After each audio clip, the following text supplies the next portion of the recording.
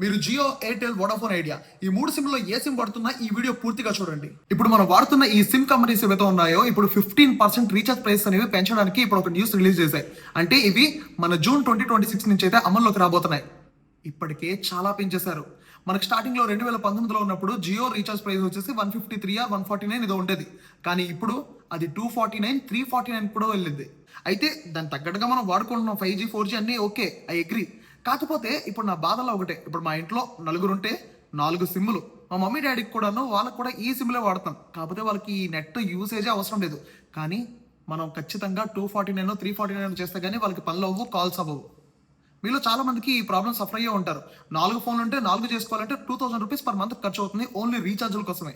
అయితే ఇప్పుడు అందరూ సమస్యల కోసం మాట్లాడతారు. అయితే సొల్యూషన్స్ కోసం మనం మాట్లాడదాం. దీనికి సొల్యూషన్ ఏంటి? ఈ డియోపొలి మార్కెట్ ఏదైతే ఉందో దాన్ని బ్రేక్ చేయాలి ఫస్ట్.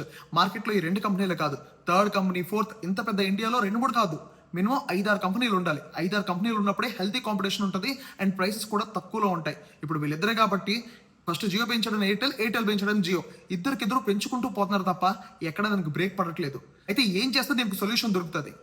కంపెనీలు ఎక్కువ చేయాలా, లేదా వాళ్ళ ప్రైసెస్ తగ్గించడానికి ఏం చేస్తే బాగుంటుందని నాకు కింద కమెంట్ చేసి చెప్పండి. ఎందుకే మీరే సిమ్ వాడుతున్నారు, జియోనా ఎయిర్టెలా? నాకు కింద కమెంట్ చేయండి.